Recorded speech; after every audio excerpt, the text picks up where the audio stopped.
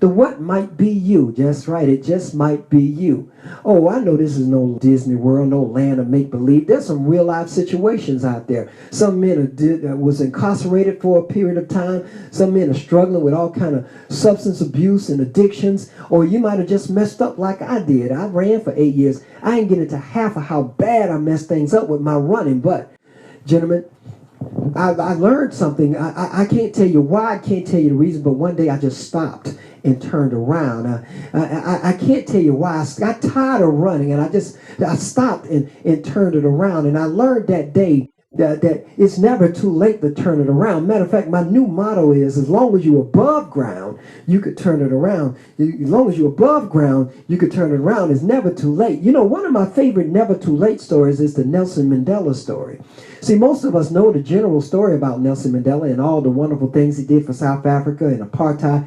And most people know that he went to prison for 27 years because of that cause. But what a lot of people don't realize is when Nelson Mandela was arrested, convicted, and sentenced to go to prison, Nelson Mandela was 46 years of age. He was 46. And what that tells me that Nelson Mandela, he turned 50 while he was in prison. And that's a sad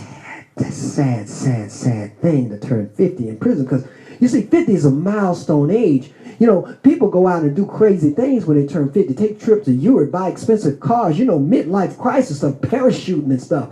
But imagine to turn, you're lucky just to make it to 50. But imagine to turn 50 and you were in prison breaking rocks. Oh, that's sad, that's sad, that's sad, that's sad. You wouldn't think it could get any worse than that, but it did. It got a whole lot more worse for Nelson, because then Nelson Mandela, he turned 60 while he was in prison. Ooh, now that's depressing, very depressing, because for anybody between the ages of 40 and 60, those are just hard years. Between 40 and 60, you're going to say goodbye to a lot of loved ones and friends. See, people that were grown-ups when you were a little bitty kid, they usually pass on between the ages of 40 and 60. And Nelson Mandela wasn't spared for this. While he was in prison, his mother died and other loved ones died. And even one of his kids got killed. His son got killed in a car accident, and he couldn't attend any of the funerals. He's 60 years old. His loved ones are dying. He's still in prison breaking rocks at 60. Oh, that's depressing. That's depressing. But you wouldn't think it could get any worse than that, but it got a whole lot more worse, because then Nelson Mandela, he turned 70 while he was in prison. Whew, 70.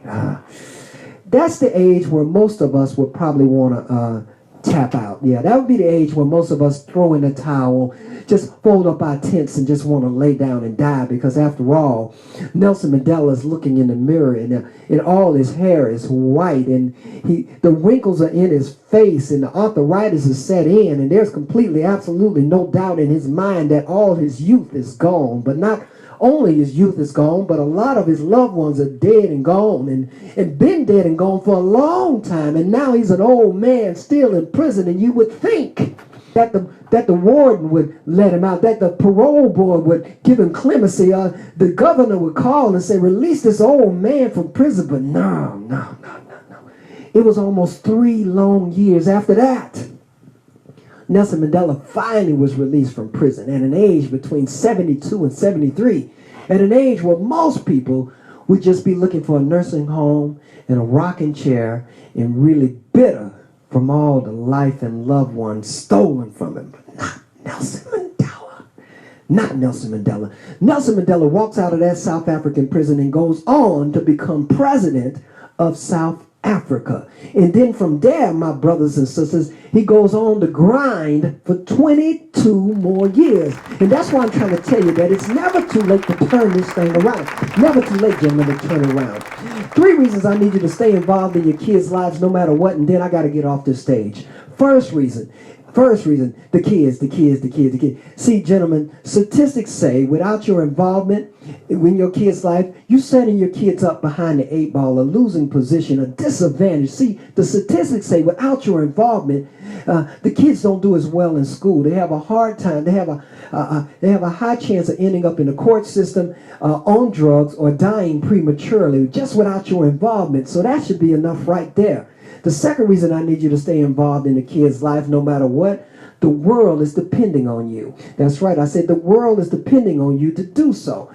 See, I don't know if you know this or not, but each and every one of your kids were born with a special gift, a special talent, a special thing that they can do better than anyone in the whole wide world. Or at least nobody can do it the way they do it. Now, it's your job as a father to help them figure out what their gift, what their talent, what their thing is. And once they figure it out, then it will be their responsibility to share that gift with the rest of the world. You see, I bet you couldn't imagine that some of your kids' gift might be a cure for cancer, diabetes, or they just might invent a car that can go 1,000 miles on a single drop of gas, or it might even can fly. Now, if your child did something like that, would you think that'd be a little important to the world? You think somebody might actually care if your kid came up with a cure for cancer? Would you think it would be just a little important? Of course it would. So, gentlemen, the world is depending on you to stay involved in your kids' lives. And final reason I need you to stay involved in your kids' lives no matter what, because you don't know where that road in your kid's life is leading. And if you get off, you might miss something. I'm going to say that again. You don't know where that road in your kid's life is leading. And if you get off, oh, you just might miss a lot. And I bear witness to this.